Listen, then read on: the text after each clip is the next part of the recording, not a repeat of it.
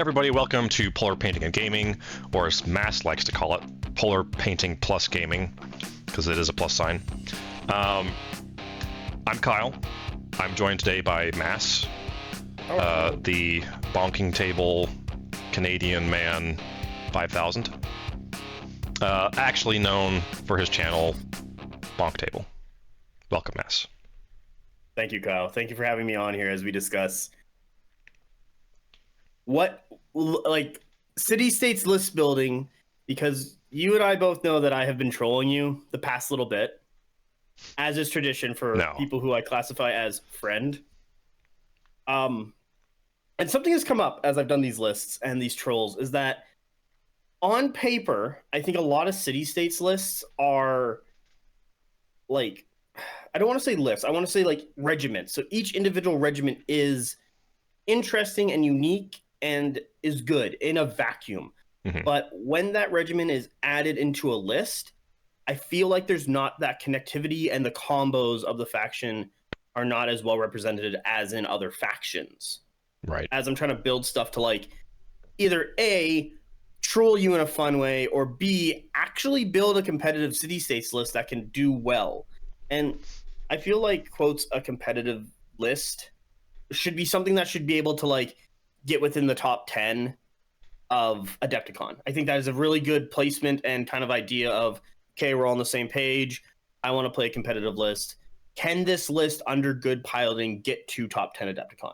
Then I would say, yeah, it's a good, like, it's a competitive, like, list. If it's a list you build and you take it to your local, like, 12-man or maybe your 24-man or something, it can still be a good list. It can still be a competitive list, but can it actually get through the gauntlet that is round 3+ in Adepticon? Right.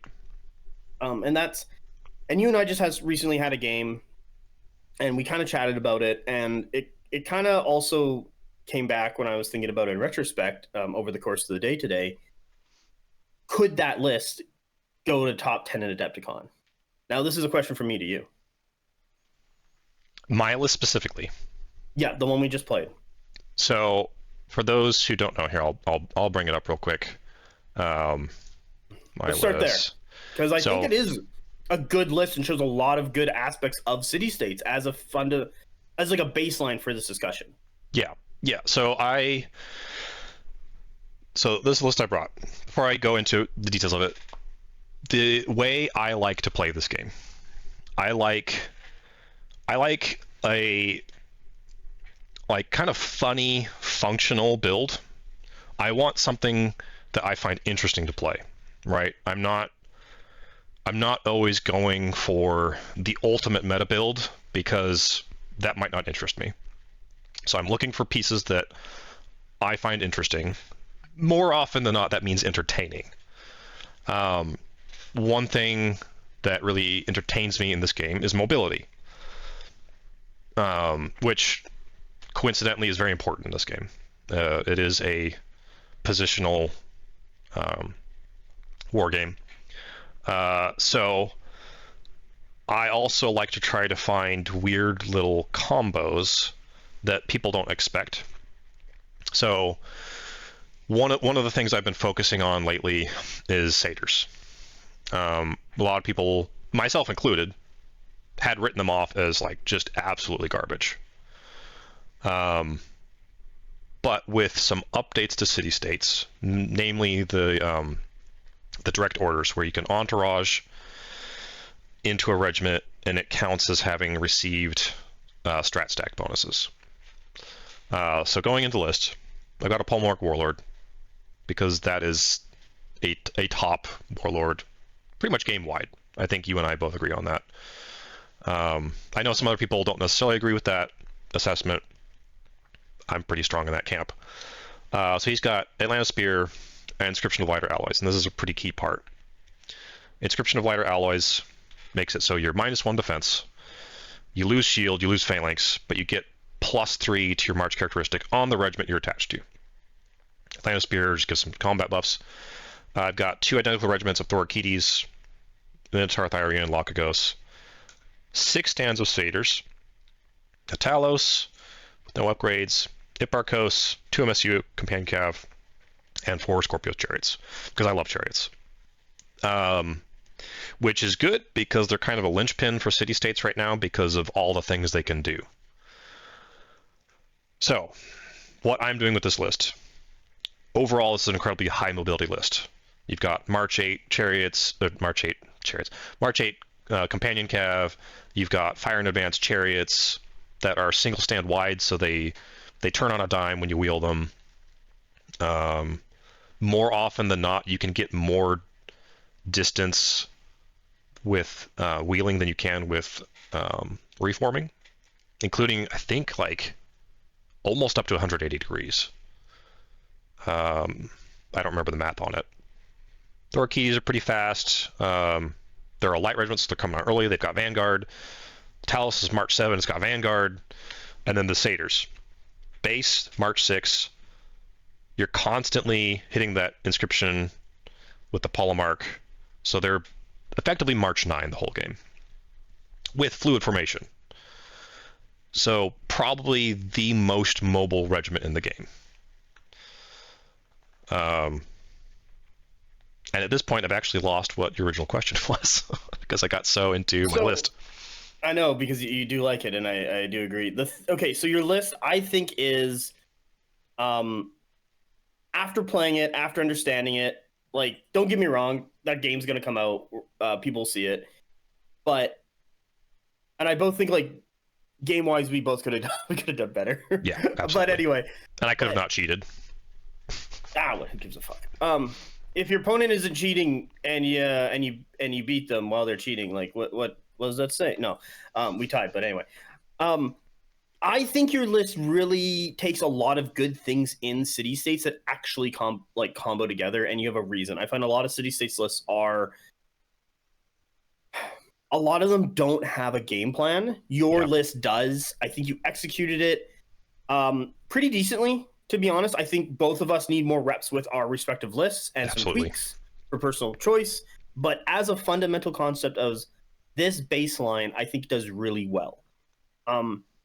It's got speed. Weirdly, the satyrs are very durable at what is 6 stands each? 6 stands. Yeah. They're only 4 wounds. However, Tenacious 1 and E2. And yeah, go ahead. Yeah, so the polemark, he's giving them Tenacious. He's giving them Resolve 4 instead of 2. They're getting a size bonus for a majority of the game, so they're now Resolve 5. And he also makes them reroll 6s on Resolve. So very, very durable.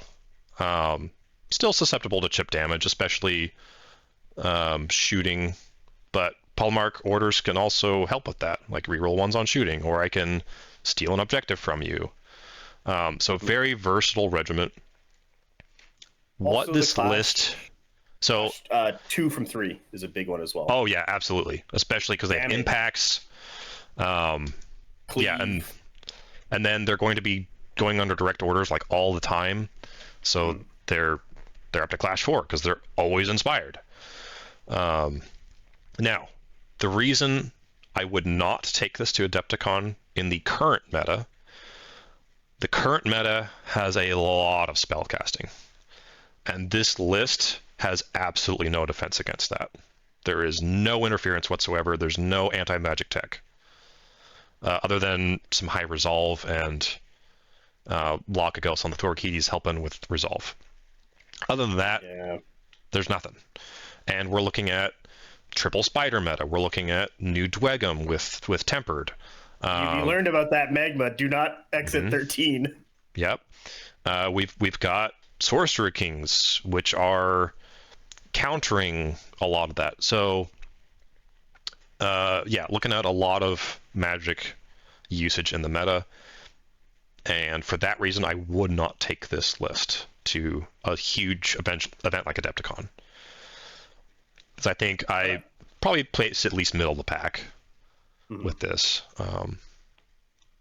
But I think it like doesn't have either A, the durability, or B, the crushing punch from more than like 1 or 2 things in the list to like do enough damage to push through and make up for the lack of durability. Yeah, it's got the speed as mentioned, but a lot of the regiments have vanguard speed, not a threat range speed, except for the companion and the Sador or the Saturoi. Yeah. Like every list is going to have his weaknesses following it. I've been thinking about this. I think about how you played it. I think it's good, and I agree with you. And when we get into like, I guess more of city states and the choices of city states, I'm just gonna copy this because I don't really want to basically delete the list. I want it saved or not saved off to the side. I look at the various different regiments in city states and also the characters. Like, I don't think there's a place for the Mechanist right now. I don't think his warband and his character is really doing a lot, and also comboing with a lot of things. I find like. So let me expand on that. Yeah. Because I've been trying to build a Skull A list, right? Mm-hmm. And one, I have a hard time with that because it's really difficult to get chariots in it. And I love my high mobility chariots. The other issue you run into is his warlord trait just isn't very good. It's not bad, but it doesn't help with the meta very much. And it doesn't compare even marginally to the Polemarch, right? So No. The only reason you're bringing a Mechanist is for his warband. And when you try to build a competitive list that can keep up with current Euroni, with current Sorcerer Kings, the Skull Eye aspect is really disjointed with a Polemarch and with chariots. Mm-hmm. Because you're building. So let's take a look at it. So right, you've got Mechanist, right? The main thing that he's bringing is the Clockwork Hoplites. That is why you bring a Mechanist. And because he allows them to benefit from battlefield orders, and because of direct orders granting strat stack capabilities, so that's inspiring them. Yep. You don't bring more than one regiment of them competitively. So you're bringing a block. So then you're looking at, like, okay, well, what is the value of this entire warband? Because you effectively bring him and like a Promethean. Because you want that Promethean to help out your Clocklights, to help them punch harder. Yeah, he also has a spell that gives them +1 clash, so you can get them up to like 4 with Inspire, so they can actually end Flurry. So that's actually damage right there. Yeah, you can. Yeah, I agree with you. You're only running one of these guys. But having a Promethean gives you flexibility to not have to cast that spell. You could cast something else, or he's Priest 5. He sucks as a spellcaster. Yeah. Aggression Directive is one of the easiest to cast as Attunement 4, but he has some some Attunement 2 spells. Where is it? Target Iron Stride. Iron Stride, yeah. Why does he have Attunement 2 for Priest 5? That's not what we're getting into right now. We're just doing this building. But it's just like I like to layer and have multiple avenues of benefits, right? Without overdoing it. So yeah, so the way I've been approaching a Skull Eye list is Mechanist, Clockwork Hoplites, Promethean, and then I move on to a different warband. I like the concept of the Eidolon. The issue is he's basically only bringing Inquisitors. Yeah. So it comes down to warbands and usage of the regiments, really. Right? He only take 2 Inquisitors. Can he? So he has mainstay on him, or can he just spam 4 of them? He could take 4, I think. Let me double check. Oh, up to 3. 3. Okay, that's a weird one. Still pretty good. Like if you really want to lean into Inquisitors, but he can't be a warlord. So you start to run into warband inefficiency with him because he's not a Polemarch. He can't take chariots. What? And his like Hephaestion, Aspis, and Promethean are all better options than other things. I am of the strong opinion that Haspis you should never take competitively. Here's the There, weird thing about. Go ahead. Go ahead. I was Sorry. just gonna say there's so many other things that do what they can do better or cheaper. Okay, so yes, I agree with you. That's another one because like I don't think are they mainstay for anybody. They're mainstay for the Yeah, Polomark. they are. Polemark. Arista. No, they're only mainstay for the Polomark, but he has better things to do. Hmm. Exactly, And and they can only be joined by an Eidolon. There's no other character that can join them. yeah, I feel like, and then if you're grabbing them for the Eidolon, like he's not doing anything for them like he is for the Inquisitors, and the Inquisitors are already kind of like his boys. So you can build him to be good in Haspis, but that's a huge investment because they're restricted, Yeah, and generally you're taking what is it like alternate Soma? for the modifications. No, alternate Yeah. programming. Uh, You're taking alternate programming, so you can make them oblivious. You can give them brutal impact +1. and give cleave 3 to the Eidolon. He can already do that, so that's kind of a default for him. Oh, 'cause it's combat directive. But it does help them with output. So you're building into this overly expensive build Yeah. that doesn't complement a warlord that you can take. So yeah, unfortunately, unless you're going for some sort of like counter meta build, you're taking a Polemark Warlord because he is so much better than the other ones, no matter what your build is. Like I despise Monster Mash, but I've like theory crafted some lists, and Yeah. I take a Polemark Warlord in those. Why not? Like, Yeah, he is 'cause what is- so good. You have a guaranteed go first turn. yeah, and because Titan, what is it? They get +3, priest +3. And if they activate from the strategic stack, they count 6 cents for the purpose of seizing objectives. Okay. It's fine. Yeah, It's not fine. bad. And like a lot of the Titans are priests, like two out of 3 of them, so they're Yep. gonna do work. Yeah, and you have to bring a regular Promethean, so this does have benefit. Yeah, right off the bat. The Pestian's gonna love it. The Talos doesn't care, but like, Yeah. yeah, that's fine. But yeah, the Polomark go first. The only time that's not guaranteed is when you mirror match into another Polemark Warlord. Yeah, and then like even so, the thing I was thinking about that after we had our game and like really seeing it in play. You know it's coming. You got to counter it, and I did not. But Sometimes understanding it after is like I think you did the correct choice. Don't get me wrong. I think you also put on a unit that really benefits from it, Yeah. and can get a lot of work done from it. But it's and what you did I think was completely correct. But like if you see this thing coming, or if it's on, let's say, a unit of Phalangides, what are much slower, people can defend against it, throw some trash in the way, do whatever. Also, here's the thing. So what I think the optimal build is a 14 card Polemark list.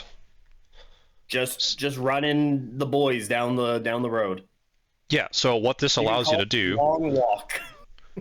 most meta builds that I've seen from other factions are 12 to 13 cards. So you're out carding them, which what this allows you to do, it allows you to wait.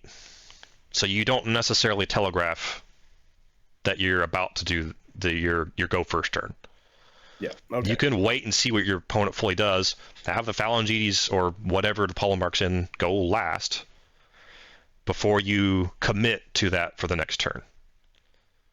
All right, so you can see the board state and be like, it's not time yet.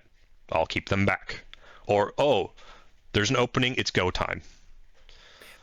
Also, you can do it off either Polomark, correct? Either Polemark, yes. So there is a fun build where you've got 2 Polemarks in, you can do same regiment, you can do 2 different regiments.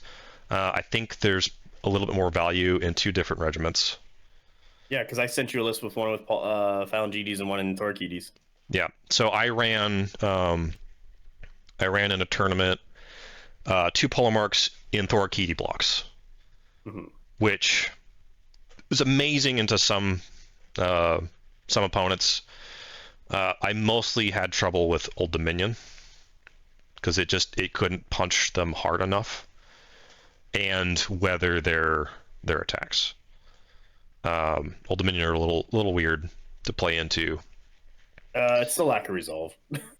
I found with Old Dominion, if you commit 2 regiments per their 1, you should be able to kill it and move on. Hopefully, you don't get bogged down into whatever they're trying to do, and you can usually get the jump on them. Yeah, yeah. So it was a little bit of. I think I was a little cavalier with my play, and I just didn't tech well into them. Um, back to this. Haspens, I think there was a time and place, and that time and place has moved on.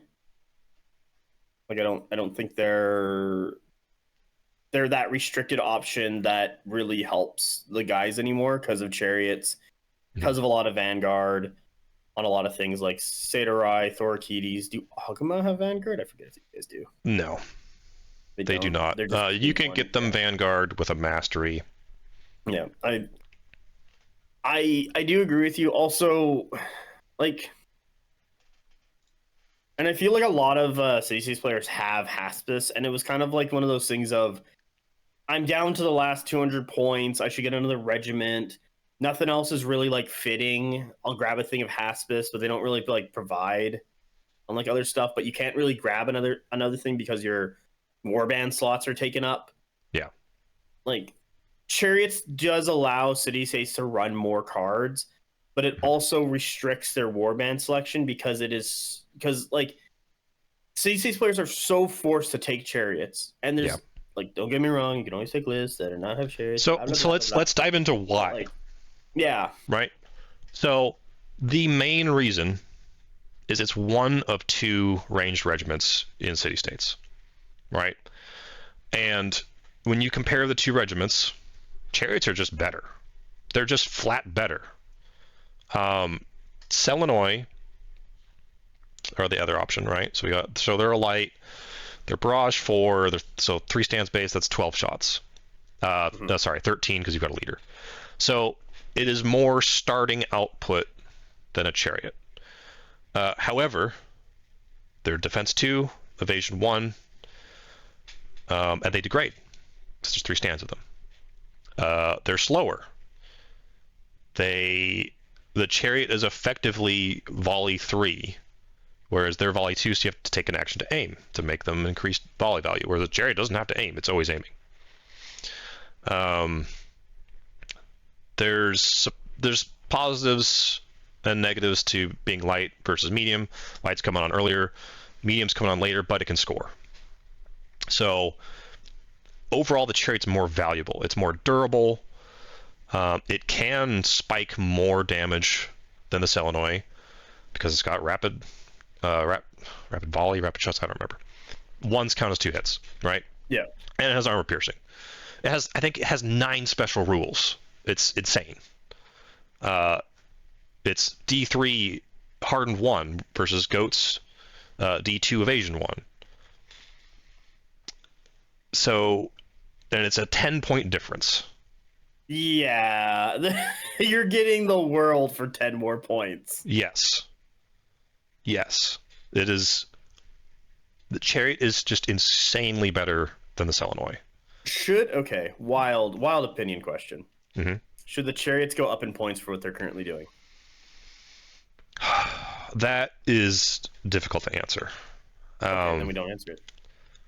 So we're supposed to be focusing on list building, but we'll all answer this real quick. My firm belief is that the first thing you do to chariots, you decrease their defense by 1, and you give them shield. Yeah. Because there's almost no downside to exposing your flank with them. The only time it matters is if you're engaged and you got an enemy in your flank and you have to reroll resolve. That's it. Like it. Otherwise, they're still D3 hardened 1. Doesn't matter. They do not care about being flanked. they still live. Yeah. So if you change that to now they've got a shield instead of just flat D3, things like line breaker are going to do better against them, and you're going to have a reason not to just expose your flank whenever you feel like it. No, that's so good. that changes how they play. Yeah. Considerably. But yeah.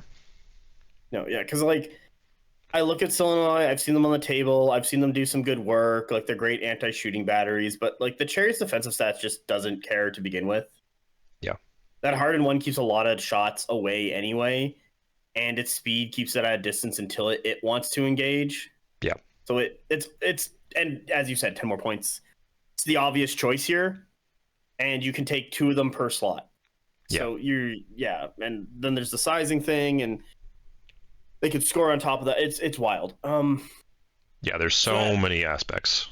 Yeah, and that forces like, okay, how do I get chariots? Because they're so good, and so like they're the faction defining regiment, I find, with city states. Like, what is a regiment? Like, the faction defining regiment is something that you look at each faction. This is for the audience, and you go, that unit represents the entire faction as kind of its like big thing. Like 100K probably has household knights, spires. It's like marksman clones. City states is the chariot. So stuff like that, and it warps the entire list building of city states at kind of any level I found. Like if I'm trying to make something dumb, it's like, well, you could just take some chariots. If I'm trying to like make something good, it's kind of like take some chariots. What then goes to you're locked into the Eparchos or the Aristarch as a secondary warband after we determine that the Polemarch is the best supremacy for the faction. That, okay, now your list band or your list building options have greatly decreased. You're probably not going to have enough stuff to go into a mechanist even if he was good.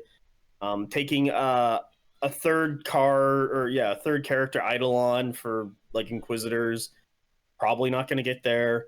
Like the points add up quickly. I also find with city states, especially from the chariots, because like, well, I'm just going to add 2 and then duplicate it. Well, that's 260, 520. That's 520 points right there in just chariots if you take 4 of them. Yeah. Off the top of my head. All right, we're back. Oh, okay. So after Kyle had a wonderful adventure inside his own home where he fought off 3 demons and a dog, back to chariots. Totally forgot where I was. Here we go. So the chariots warp the city states and how they play.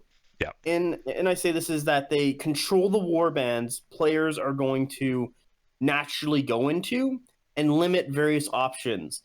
So as I was previously stating, even though the mechanist is bad, if he was good, he doesn't have chariots. If the Eidolon was good, he doesn't have chariots. So I feel like weirdly enough, City States needs one of those major reworks, what gives the various tags to the various regiments, and then has combos and stuff like we've seen from 100K, Dwag, whoever else, and we're going to see in Spires coming up. Right. Because right now, I find with a lot of stuff is that it looks good on paper. Like, Minotaur Thyrans look really good on paper. Yeah. Even with the Wound 7, I still don't think they're durable enough. Also, when people take large bricks of them, like 5 or 6, I kind of go, okay, you've committed a 5-6 brick at D2, 7 wounds a pop. Yeah, it's a lot of wounds, but you also die very quickly. If someone bogs you down, you're not doing the effective damage. There's a lot of counter, and it gets back to chariots. 4 chariots is 520 points. That is 1/4 of your list. Yeah. Is tied up in 4 models. But it's also 4 separate regiments. Yeah, so it and that's what my next point is that it does give you that activation control and advantage, but the chariot, well, the previous 8 chariots do win games, but chariots don't win games by themselves. Right. There was Cav in that list. There's a little bit of Cav, yeah. There was a little bit of Cav. Cav and chariots win games. But yes, yeah, like the 4 chariots by themselves will not win the game. They are a support regiment that does very well, that enables a lot of stuff for city states, because I find a lot of things with city states don't combo very well. Like Parabellum has been slowly giving city state stuff, like the hoplites opportunist thing. If you smack something in the flank, you're gonna get opportunist. That's really nice and interesting and thematic. But like, are you running Mentor Thyrians? Nope. And here's why. Okay. Okay. So this kind of your point about a block of them. So what we're seeing, city states is not a meta determining faction currently. You're not Agreed. seeing city states and thinking, and other faction players are like, oh my gosh, how do I deal with city states? That's not happening. What's happening is we're seeing a surge in monsters.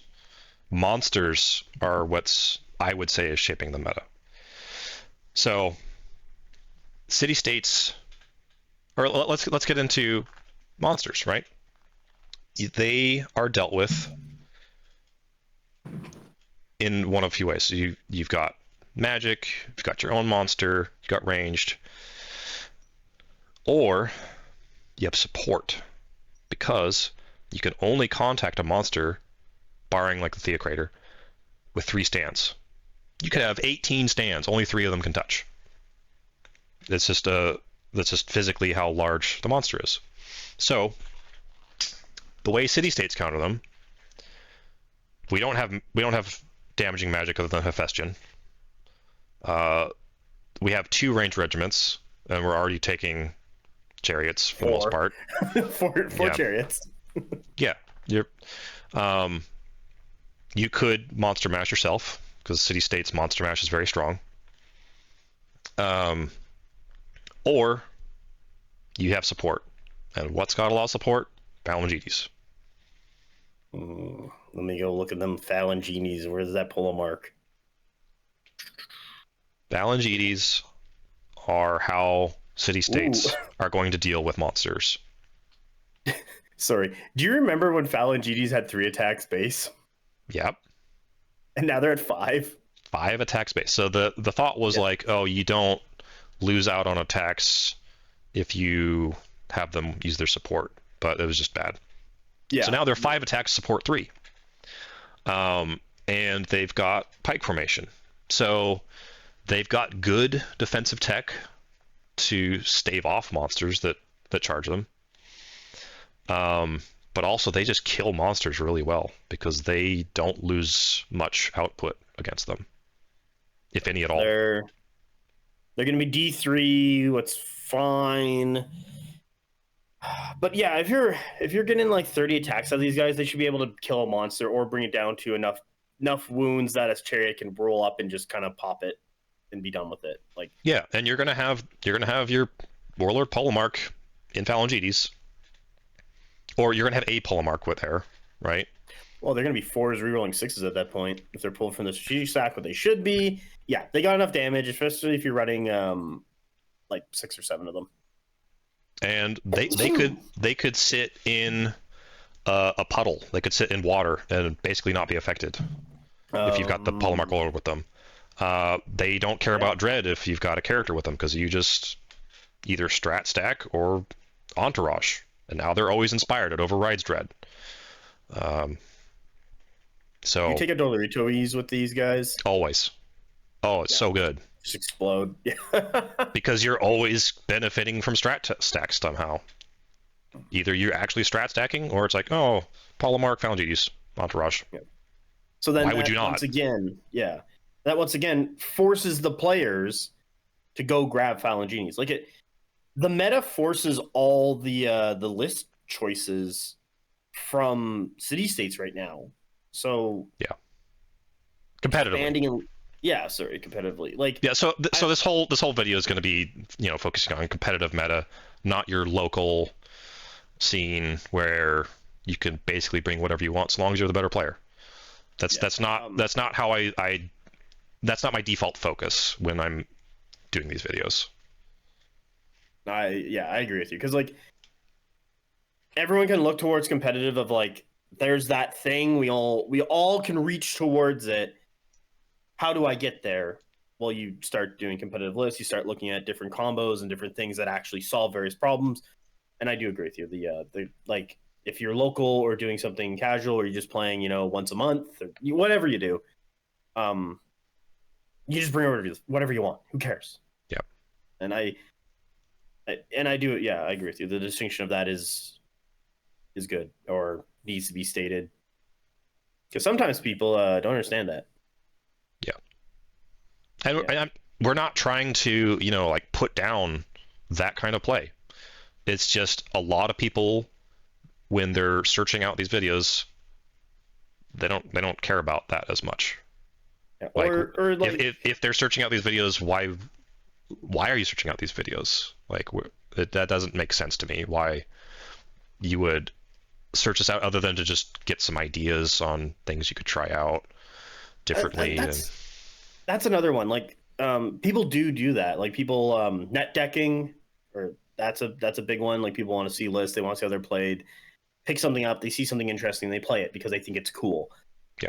That's one of the big reasons personally I watch battle reports, is because I want to see someone have an interesting list that I think is interesting, see how they play, then go, okay, I understand how this is played.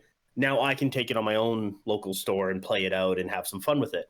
Um, even even if I'm good or bad at the game, I can still understand that and get those ideas. Or maybe I want to be like, I'm having difficulties with 100K and I play city states. What can I do? Is this video going to give me information about that? Like there's a lot of stuff like that where people, it's like, do you watch cooking programs?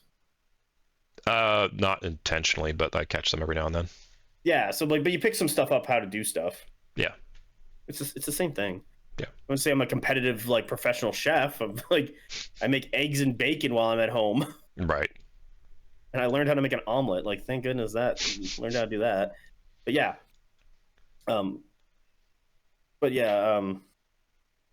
so Fallon GDs show solve a problem, and like I feel like City States is doing a lot of that right now, as you previously mentioned, and because like I was building these lists to troll you, and it was like, okay, do I want hoplites?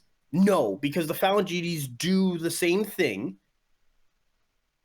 but also they have an offensive punch that's better than the hoplites. Why am I taking hoplites? So they're immediately crossed off. Do I want to take Agama? I go, no, because I have chariots that have a multifunctional role, cheaper, and I can replace the Agama with Thorkides that are going to do effectively the same thing and come on earlier and also set the line of engagement. So no, I don't want Agama. Do I want Minotaur Haspis? I'm like, no, because I have the Phalgides, the Thorkides, and the chariots already there. Mm-hmm.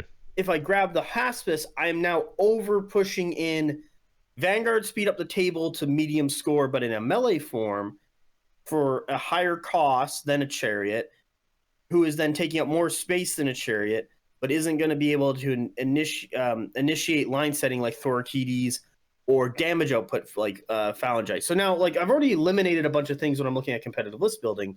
Yeah. For what I want to build a city states list like that, like you understand where I'm coming from. Of city states list building is not, I don't think is in a great spot right now. Like it's not 100K list building. It's not Nords. It's not Dweghome, where you can kind of just like 100K, you can build a lot of combos between the sub factions. Nords, you can just kind of run Nord soup. If you put some good things in the soup, it's going to taste like a really good soup. And Dweghome, you literally just pick one of the sub factions, just go to town. Like literally just go to town. And those are the three factions I play, so I'm going to reference them as information to compare. But like, when is the last time you took Sacred Band? So I'm going to be honest, I'm a little bit biased against that because I think the models are stupid. Okay, that's fine. So you see how I like a regular, like like everyone else, I got into this hobby because I like the models, and I'm going to have a harder time buying and playing models I don't like, even if they are good. So I am resistant to Sacred Band. So understand that bias. I think they're fine. right? So let's take a look at them. They're heavy, cleave to, devout, priest.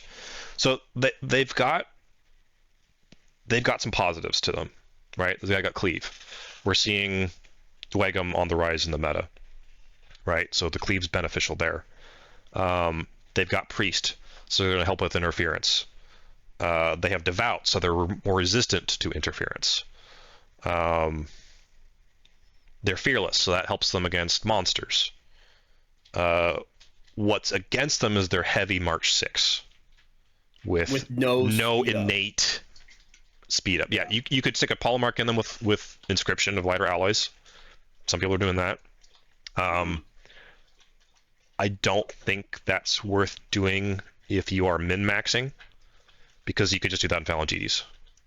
Yeah, and I agree with you. Like the Phalangites take that role simply because I don't. The Sacred Band don't have support, so they're not initially going to be like take me in a big block.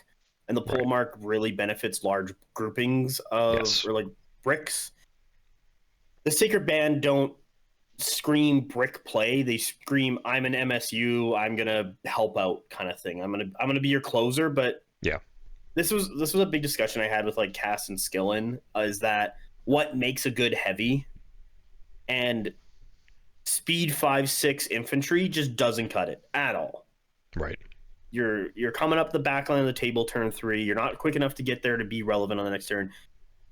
You're probably going to be not seeing combat until turn 6. And by that time, it's too late because turn 4 and 5 tend to be the big turns, and also 6. Like 4, 5, and 6 tend to be the big turns. Yeah. But that heavy needs to be committing work by turn 4, 5-ish, not by turn 6. Right. And that's why you see like the various titans or the monsters in city states will be more prevalent because they're just simply faster to get to the zones. Yeah. Now, you can also get them Vanguard. If you have an Aristarch or a Hipparchos with those expert scouts, I believe it is. Polemark does not have access to this mastery. So it gives friendly infantry regiments without phalanx Vanguard 3. So that helps Sacred Band out a little bit. Yeah. But now you're building towards something you don't have to. Right? Exactly. Yeah, expert scouts is a fun build because you can. It benefits Agama. It benefits. I mean, it's like three regiments really. Sacred Band because Thorkides already have Vanguard. Oh, and Selenoy. It's benefiting 3 regiments, and it just competitively is not worth committing to. I think the only time, well, not only, but I think the time you take expert scouts is simply because you've built a list that for some reason has a bunch of these phalanx units, and you have 20 points left over. Oh, hold on. I forgot the key part. They also have to activate from strategic stack to benefit from this. Sorry, hold on. Let me just quickly read this. Yeah, okay, not worth it. Never mind. Yeah, that instantly. Now, you can entourage, and this still works from off the table. But, so now you either have to have a character in that regiment. So, like, Sacred Band probably would in this build case. Or you have to strat stack, and that's limiting your flexibility. Because, so it starts to get to a sunk cost fallacy. It's like, well, I paid the points for this, so I have to strat stack this card that's coming on, rather than something that's more beneficial to the board state. Yeah, or just the fluidity of the gameplay itself. Yeah. Just like stalling, because City States is great as that. And yeah. So you've got a sunk cost fallacy, you're telegraphing more often. It's just not good in that high level play. Because your opponent's going to be aware of that. You have... Where's Clocklight Hoplites? I got to look at these guys really quick. They also don't have... oh, that's right. They don't have Phalanx. I forgot. I forget this sometimes. They used to have it and not Shield, and now they have Shield instead. Yeah, okay. So there you go. If you're running Solenoy, Mechanist, Warlord, Aristia, expert scouts your clockwork hoplite. You know, like we're just making bad choices at this point to make something work. Yeah. Like if your list is like making or forcing you to go into, I guess, like bad choices, or really just, or an extra bunch of points you have to pay to make something kind of work, it's not good. It's not helping. It's not being effective, and it's really frustrating because there's stuff in city states like in a vacuum, clockwork hoplites look good with the mechanist.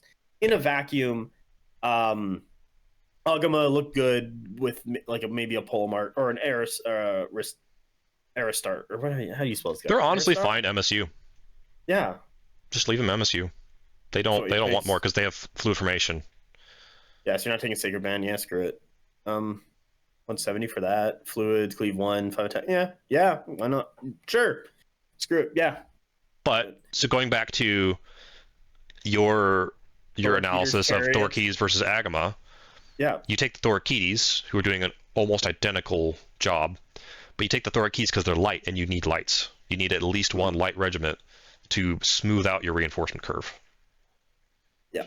And the Agama are not that. There have been games, like I'm currently running a lot of all medium lists, and there have been games turn 2, I roll my dice, I got 9 dice, and it's all 3-ups.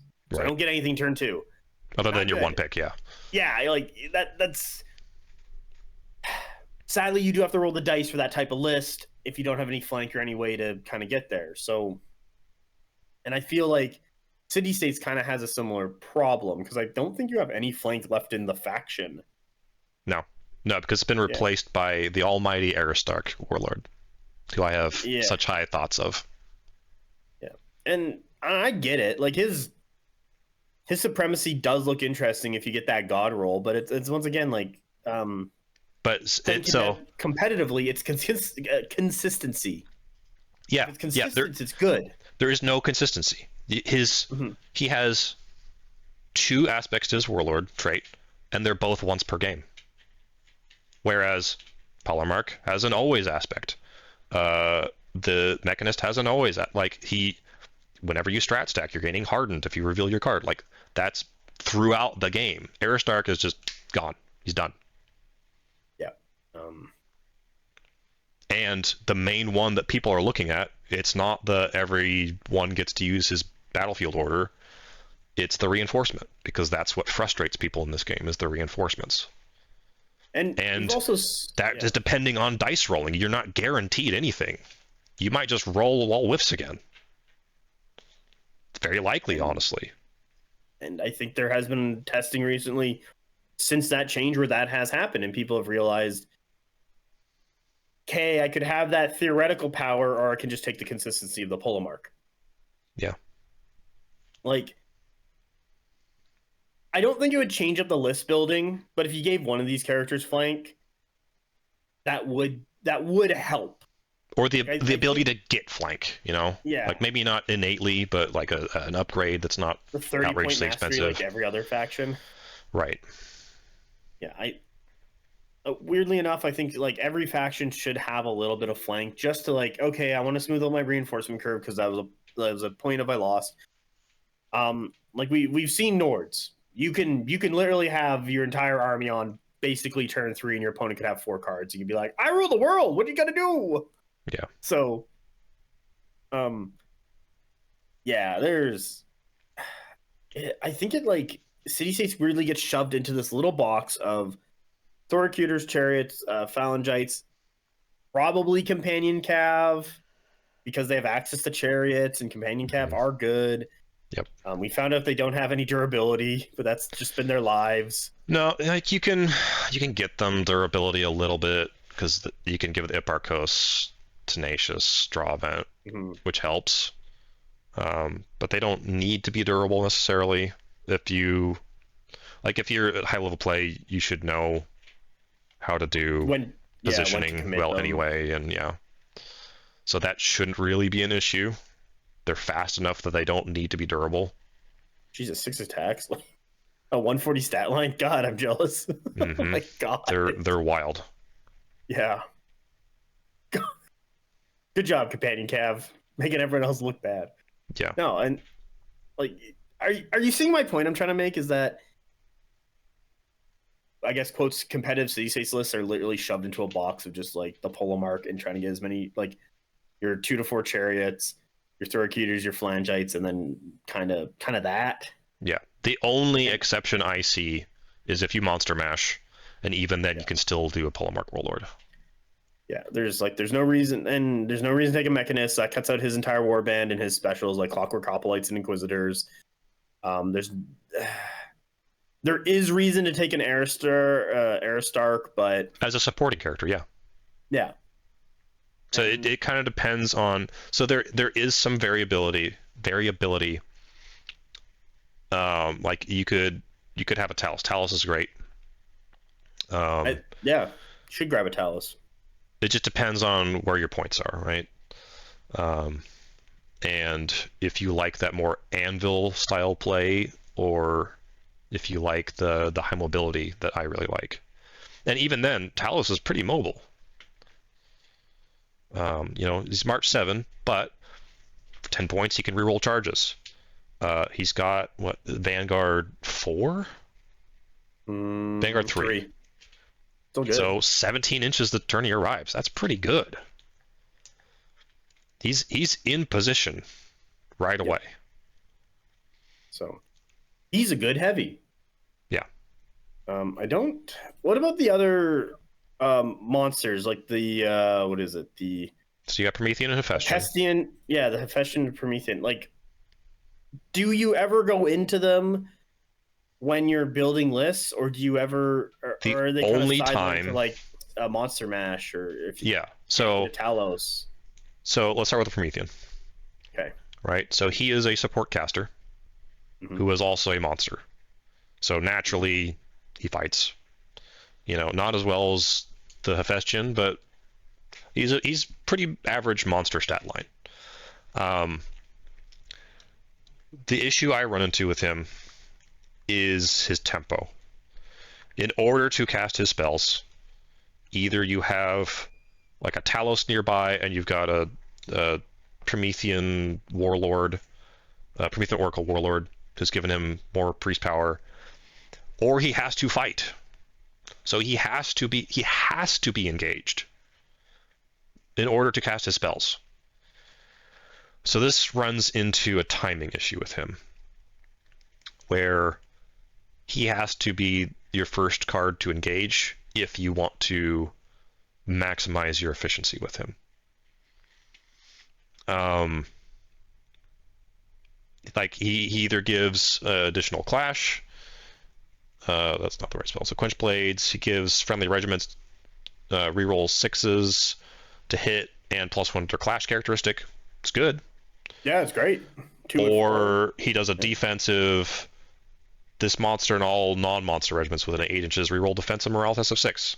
So he's got defensive and offensive spell, but he has to engage and he has to fight in order to cast his spell. So he's really awkward to play around. Either you just use him as a monster who sometimes helps you out, or you are committed to he's my first card engagement, and then the rest follows. And that limits your flexibility on the table. So I recommend him for Monster Mash and for Skolai. He really, really helps Skolai, either if it's Inquisitors or Clockwork Hoplites.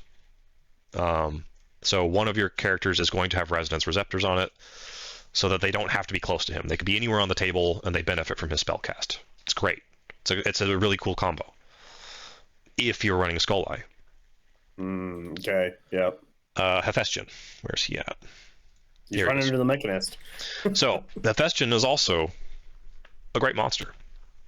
The reason you don't take him is he's heavy. He's Cleave 3, he's Hardened, he's Priest, Impact 5. Again, he has to fight in order to spellcast. But his spellcasts are offensive. He's not trying to buff the rest of your army. He can go whenever he wants. You're not limited in timing with him. He has a really stupid spell that gives him Aura of Death 7. So the only time I've seen this cast was that the thing went in, hit a regiment, it's on like 4 health or 3 health left, and that regiment hasn't activated yet, and it's like, I'm using it to block and, hoping that my opponent will activate something else first, and then it like It's still activates bad. an Aura Death and dies. Here's why it's bad. Trident Strike. Yeah. So you have to roll at least 4 dice in order to spellcast with him, otherwise it just fails. Mm-hmm. So you're getting at least 4 hits, minimum of 4 hits, otherwise the spell just fails, right? So you've got 4 hits minimum, probably more. You're probably averaging 7 hits with his spellcast, because you could be rolling Priest 15 with him theoretically. So say average 7 hits. 7 versus 7. Trident Strike causes resolve. Yeah. Yeah. Just kill it. So why would you ever use Crucible? The only time I see using Crucible's Fire is if you are somehow engaged with multiple regiments that have not activated yet, and you haven't killed one of them. That's the only time I see that spell ever being used. I've seen Crucible Fire used because my opponent March charged and got like 3 impacts and had 5 dice. Yeah, so yeah, I would agree. That is also a that is like that is such a niche, but it's like all right. But even then, it's like minimum 4 hits plus resolve. So if you're March charging into Old Dominion, okay. Yeah. Otherwise, Trident Strike. Anyway, but that's not the point of this. Point is Hephaestion. So I don't think Hephaestion's bad. I don't think he's bad either. I think he also, if I recall, over the courses of nerfs and buffs, he's gone down by like 10 points, I think, or something like that. Like 240 at one point, and now he's down. He's gained an attack. His attunement is no longer garbage, because he used to be attunement 2. Yeah. Like, what on earth were you thinking, Parabellum? It's so bad. That's before interference. Mm-hmm. So, like, he's good, but I do agree that he's heavy. But then you go, oh, do I have 20 or 40 points more? I take a Talos. Yeah, I think that Talos on average is better. Yeah. Because of what he does. Like, so they do have different roles, absolutely. Hephaestion is output. He's your anvil breaker. Talos is the anvil. He's probably the epitome of anvil in this game, because he's so resistant to so many different attacks. He's fearless. He doesn't take Aura of Death. He doesn't take Lethal Demise. He's fearless. He's hardened 2, 20 wounds, resolve 4, D3 shield. Like, this thing does not shift easily. That Harden 2 has done so much for that freaking monster. Mm-hmm. Yeah. So, yeah, I think what boxes the Hephaestion out most of the time is not that he's bad, it's that you have better options. Yeah. Either you're taking a Talos, because generally the rest of the army is doing output more than being an anvil. Yeah, especially with like competitive city states when you're trying to build a good solid list. You already have your damage in, once again, the big 3, Thorakirs, GDs, and Chariots. Yep. You don't need more damage for your heavy spot. You need something to hold a zone and not die anytime soon. Yeah, you need something that you can work around, that your Chariots can dance around. So, yeah, Hephaestion is not bad. It is good. It just gets boxed out by other picks. And I don't really have thoughts on how to fix that directly. That's an indirect fix. It just leads to, like, I want to play the Giants. You go play Monster Mash. Like, we haven't touched the Oracle, but he's doing the exact same things the Nords one is doing. He's better. He's gonna be doing a bit better damage than the Promethean. More durable than the Hephaestion, but less durable than the Talos. But he's also another 260 point unit. He can be a warlord, unlike the Nord variant. Yeah, and he gives buffs to these guys, so they're all gonna work. Like, he does nice things for them, but like, if you're grabbing a Promethean, I don't like. Are you ever doing a Polomark Warlord? Drop into, let's say, an Apokos for a companion cabin, 2 chariots, and you take a Polomark and you just kind of fill it out with, like, let's say, a Promethean and a Talos, and be like, that's my warband. But like, if you're taking an Oracle and a Talos, that's 520 points plus another 200, so that's 720 points. Well, so you have to take a Promethean, right? Yeah. So that's what I forgot the Promethean's cost is. I think he's like 210, 200. So 460 just to take the Oracle. So yeah, 720 to get 3 monsters. Like, that's a lot. Mm-hmm. That's a lot for, like, what I'm saying quotes is a dip. That's not a dip. That's a small. That's a car loan. Yeah. we gotta put 500 down on this for this car. Yeah. And then the other one is like, okay, you could take like an Oracle and double Promethean, but the tempo problems and what it's trying to do. Yeah, it's they're not Mountain Jotnar. A Mountain Jotnar, you don't give a fuck. You just dragged a hillbilly out of his cave and said, get to work. Yeah. A Promethean is like a tech bro you pulled out of his chair while developing software and said, go get to work. And he's like, I don't know what to do. Yeah, he's like, well, where's my friends at first? Yeah, it's just the Mountain. And all his friends are heavy. Yeah. Oh my god. Yeah, like, yeah. Do you see, like, the point I've been trying to make across, where list building in city states is very difficult and very narrow, and that a lot of things are either A, replaced, or B, not worth it. But like, if you look at stuff in a vacuum, it looks good. Yeah. But if you're playing city states versus city states, this could be very interesting. Mm-hmm. But you're not. No, you got what, 9 other factions? Yeah. City states is incredibly reactive currently.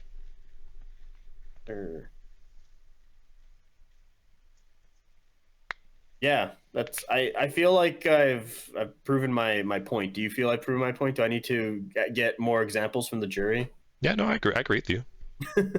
So, like, another thing is, like, I don't think city states is bad. I just feel like they're very restricted, and list building is kind of tough if you want to branch out, because you are just fundamentally taking stuff that is either A, weaker, or B, does not fit well into what a good list is, or how to do things, or cover your bases into other matchups. Right. And that's a big one. And I find a lot of people are like, well, you're saying it's bad. I'm not saying it's bad. I'm just saying you're kind of fucked here with, if you want to have fun while having a good list. Yeah, I agree. But, like, unless you're me and then you like the stuff that's currently meta for city states, so that I kind of luck out. The meme player. I mean, there's absolutely other stuff I'd like to put on the table, but I'm not sad about what's competitive right now. One thing about your Satyroy block I wanna touch on. I think a lot of people aren't grabbing a Satyroy is because they still might have that bad taste in their mouth when they were this weird reinforcement flank regiment that was 200 points. It was completely overcosted for what they did. Mm-hmm. Didn't do enough damage as an MSU. You couldn't justify taking them as a big group. Like, there's too many issues. They couldn't be joined by a character.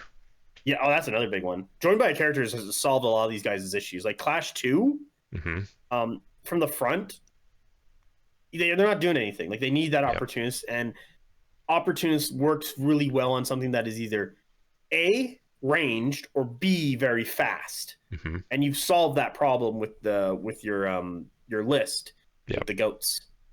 What I do like, but if they're not with a character, it's like, hey, you spent 170. Why didn't you just go grab a Thorkeeters with an auxiliary stand and call it a day? Yeah. Would have been fine. Or just grab an MSU of Agama. They would have just done better.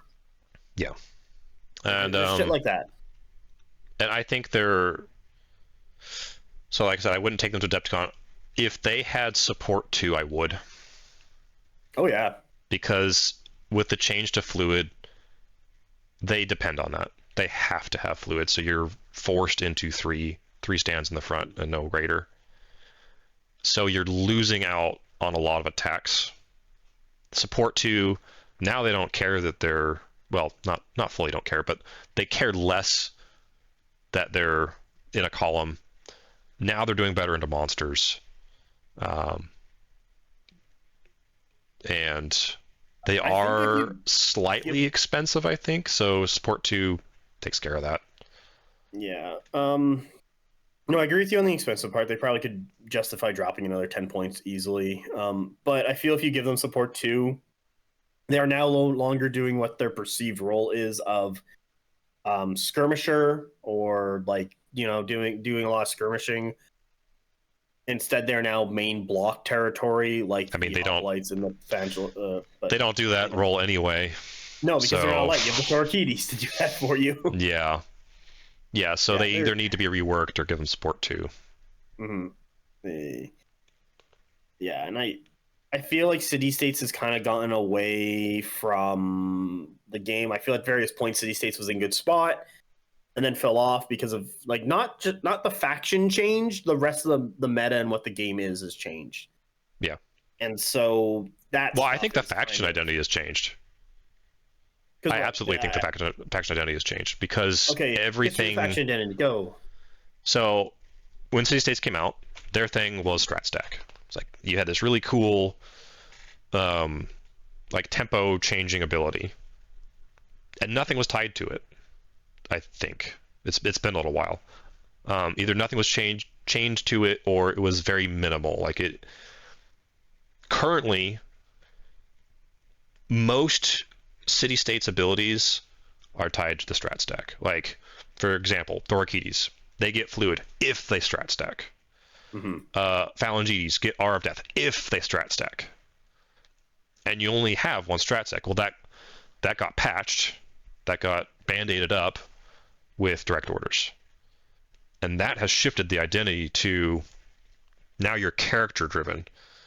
They are inadvertently changing this into a Death Star faction, where you want to run as many characters as you can in blocks that will benefit from the strat stack. Now, what you get, always inspire. Yeah, you're always inspired, like, plus whatever. Yeah, Archimandros or Dolorides for either flurry or relentless blows kind of thing. Or, Mechanist to get +1 hardened to the whole regiment. The Polemarch is a Death Star character. He gives so much to a single regiment. Now, some people might say, well, yeah, that's what they should be. It should be these big blocks of infantry. But that's not what the faction's doing. It's not big blocks of infantry. It's one big block of infantry. And then trying to get as many characters and as many activations as possible. Yeah. So it's become pretty disjointed. Again, not saying it's bad. It's just not the original concept of the faction identity. No, because I remember back when City States first came out years ago, and they were like, "Hey, we're running big block, like 1 or 2 big blocks of Hoplites. You're running Thyrans and Hapastians to support the slides." And they're kind of coming in. Chariots came in and like gave range support.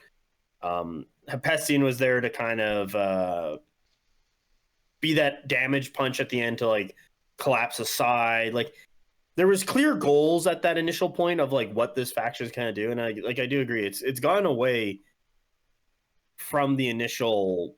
This is kind of like, I feel like everyone looks at City States and says, "Oh, Conquest is a rank and flank game. I want a battle of antiquity. I want to play Rome versus Carthage. I want to do the Punic War. Punic War. Punic. I want to do that." But the faction doesn't lend itself to that. Right. Like you don't have the multiple bricks. It's better to weirdly enough do that in 100K. Yeah. And it kind of has always been like that. 100K has been doing what City States quotes faction identity, what I think is in the players' heads, better than what City States is actually doing. Right now, I would say City States is more of a combined arms army than it is a brick army. Chariot side support for shooting is way better than Merc crossbows. They have the bricks to take hits. They have the speed of the companion cav, and they have either a stall, like an objective zone hold piece with the Talos, or a hammer punch with the Hephaestion. Yeah. Or did I say that right? No, Hephaestion is the Minotaur. You say very little correctly in this faction, and that's very funny. I know. I'm glad. People, I've received comments. They're like, I love it when you say them wrong. Hephaestion. Hephaestion. Hephaestion. Oh my god. Yeah, it's a PH. My life is misery. I don't anyway, care. Yeah, like I said, I'm amused by it. So I'm glad. But yeah, like you have choices and things to build, and like the faction lends itself more to that combined arms play style and benefits from it more than trying to do what you think the faction is. And like I was talking to some of the other competent guys about like just kind of like what players see from factions and how like forcing your idea of what that faction should be on that faction is just going to lead to poor results. Right. And I think over the course of your wonderful list review series, what, by the way, I love, this is like one of my most entertaining things I do every day is to sit down and watch that for 5 to 10 minutes. I think in some of them, you can see people try and force their version of the faction into their list, what is not what the faction is currently doing or how it plays. Right. And competitively, how it plays is very focused, but doesn't allow enough freedom of expression for it. I agree. And, you know, when I get those lists, if people put in a caveat like, oh, this is for my narrative league, or, you know, this is, I'm trying to experiment and try out new regiments, like, cool, I have something to work with other than competitive, and I can look at this from a different lens other than competitive. But by default, I look at it competitively, and, you know, 95% of the lists I get in that manner, I'm gonna be harsh with, because it doesn't go to what unfortunately works for city-states right now. Yeah, and it sucks because I think people really just want to play with their toys and have fun with them. Like, yeah, I know Dwagholm's strong, but you can play with all your toys. Yeah. And I think, I'm one of those people. I literally bought and built, and almost, I think if they're like about a third of the way painted, 8 boxes of Clockwork Hoplites, because I just think they're cool models. But I can't run that competitively. That's garbage. Yeah, and I feel once you go down that competitive train, it's kind of just like testing to see how things work, see what it does. Can I use this when I go to a tournament? Yeah. Like when you're doing weird stuff, it should be, can this thing work? Is it good? What is it doing? Can I build something around it and take it to a tournament? Or then kind of kicks out a lot of other stuff that it's like, I have tried this. They are not working. Yeah. They are not going to help me do well. But in a casual narrative sense, sure. Yeah, whatever. Do whatever, man. Like have fun with your minis. Yeah. Just make sure your list is legal and you're good. Yeah. That's it. Or make sure your opponent's fine with playing illegal. That's fine too. Who cares? They're your miniatures. Like, as long as your opponent's having a good time too, like, go for it.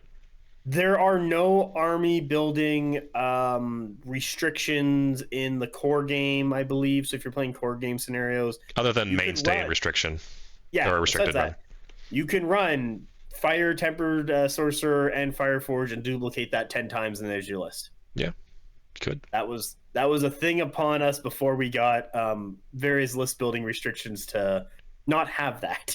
Right. Yeah. I don't know if anyone loves getting shot by fireballs over and over and over again. Not usually. Yeah. So, yeah, I think I've already stated the crux of it. I think I've explained it well. I'm glad we've talked about this, because watching your videos on your list critique and building these lists, I was really just like, you're just hammered, like you're just zeroed in on one build. Unfortunately, yeah. Yeah, like 1.5. Let's go with that. And I dislike that for the faction. Yeah. That to me says it's not it's not a good list building faction, or like I don't want to say like it's a bad faction. I'm trying to figure out the words to say like it's not fun to build your list because you're always locked into that one. And I've said it a bunch of times now, but that's really what it comes down to. That's it. I'm done. I've done. There we go. Yeah. Well, I think that wraps it up for us. If you guys have any thoughts, any arguments to this, anything you think we've overlooked, you can hit in the comments. I love replying to those. Send in a list to be critiqued. I love doing those. I think it's very interesting, and it could potentially open my eyes to something that I haven't seen before, right? So I use those as an opportunity to express things that I don't necessarily normally express verbally. So those are really good. They help me out. Hope they help you out. For those that watch them, get those critiques done, so I can explain why things work various ways or not. So comment if you want to engage more with this. Mass, people can find you. I'll link your channel below. At Bonktable, you do much more than just city states. You do lore, you do battle reports, you do faction reviews, much more than I do. I don't know what I'm doing anymore, to be honest. I'm just in it now. Yeah. Probably taking a little bit of a break over Christmas, to be honest, just to relax. Yeah. You know, hit that grindstone hard, and it was like, I haven't played video games in a while. I want to go do that. Yeah. But like, there's still plenty of stuff from Bonktable. Yeah, you have a huge backlog of content if people viewing this haven't seen your channel. So there's like I think we're getting close to 300 videos. Nice. I forget. Like I'm either just over 200 or I'm getting close to 300. I forget. I'm not gonna lie. I never expected to get anywhere here. Yeah. But yeah, thank you. Go watch Bonktable if you want more of my antics. I know you plan currently to come to BonkCon. People should go do that. Mm-hmm. That's in June, right? Yeah, June 6th and 7th, Winnipeg, Manitoba. We got a Legion. You can drink there, and we got wonderful food and stuff around the city. It's going to be warm, so you're not going to freeze to death because it's June. And yeah, good times. We have currently more prize support, like full boxes of regiments, than we do have spots. And Nice. if you do fill up the spots, don't worry, I can always increase it. Very cool. Unlike the North Carolina GT that my group is hosting, it is already full and we cannot expand currently. So yeah, we have. If you missed out, sucks. We got 26 so far signed up. Open to go for 32. If you want to prepay, I'll do that probably in like March and April to write an actual player document of scenarios and conduct and all that stuff. Yeah. Simply because plenty of changes up ahead in Conquest. January Spires. Everyone loves that. Yeah. Yeah. So thank you for having me on. I appreciate this. I appreciate the discussion we had because we've gone back and forth in DMs about it. Of this is like an interesting thing that should be discussed and explored, and why that is. Because I don't think it's really looked at that level of why. Yeah. So yeah. I like what you did with the place. There's a pool table over there. You want to hit some pool after? Oh yeah, absolutely. Oh. As long as we can be in a pool at the same time. Oh my god. 2 dudes in a hot tub 5 feet apart because they're not gay. Poolception. He's gonna anyway. this out, don't you worry. Anyway, thanks for tuning in. Comment below if you want to engage further in this discussion with us, or at least me. You comment on my stuff all the time. Thanks for watching, everybody. Catch you next time. Bye.